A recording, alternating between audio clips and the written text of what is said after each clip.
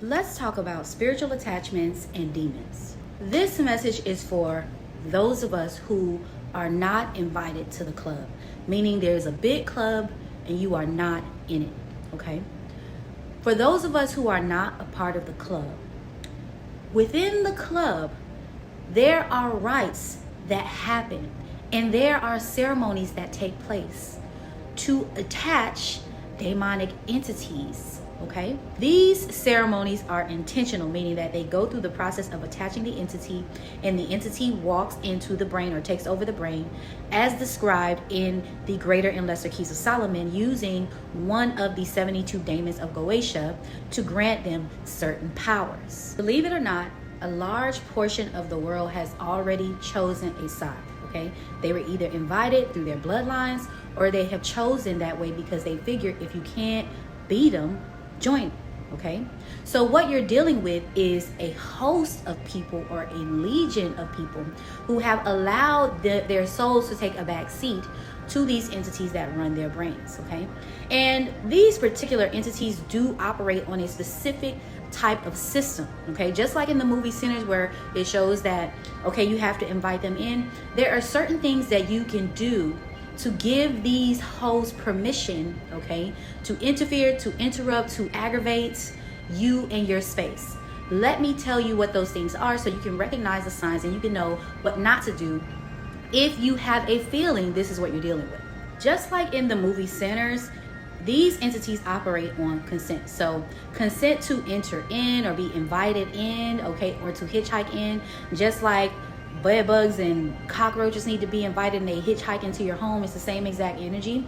You are giving them an open invitation or you're conceding to invite them in. However, there are other ways that you can invite them in. And a big part of you being polite and nice is also a way for them to attach themselves so that they can, manipulate your situation either through aggravation, narcissistic triangulation, where they involve you in a situation that involves something else. You yourself don't have any problems, but they attach a problem to you so they can make another problem and create a bigger problem. Yeah, that's how they do.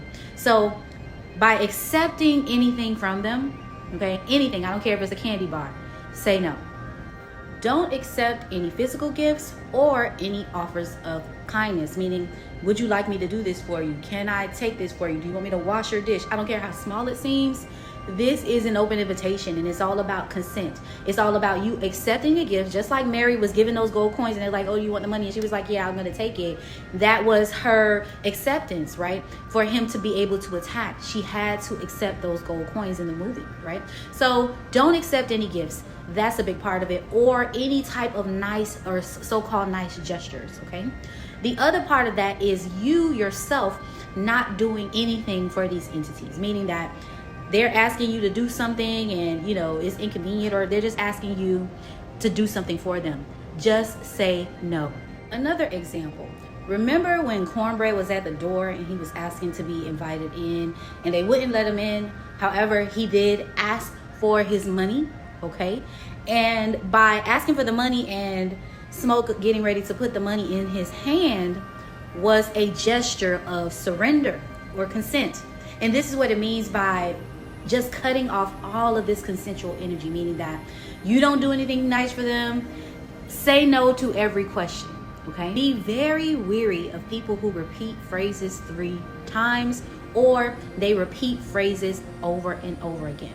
This is called ethering, or using the spoken word or ether, because words have shape, frequency, and sound, okay? And when spoken, they can be used as a weapon because you are changing the energetic frequency, or you can curse someone with your words. For example, the words "I curse you to die" is also ciphered with the words "Merry Christmas" numerically. So someone using the intention of words and repeating certain things to you could also be a form of ethering over you, or saying a curse to you, and you wouldn't be none the wiser because they're using another variation or form of the word numerically and repeating the phrase. So remember in the movie where they kept repeating, the vampires kept repeating these words over Mary 3 times? like the scripture says, where 2 or 3 are gathered in my name, there I am in the midst of them. That is a form of incantation or spell. Repeating the word 3 times creates a triangle, okay? And triangles are gateways or doors or deltas, okay? Just like in the movie is based in the Mississippi Delta. And when you see that shot of the church in the film where they have a double triangle, okay, we could get even deeper with that, but speaking words in sets of 3s creates a triangle, and that is a shape, and you can put whatever you want through that door, okay? It's an open door or an invitation when you're doing that type of incantation. So be wary of people who repeat things 3 times, like thank you, thank you, thank you, okay?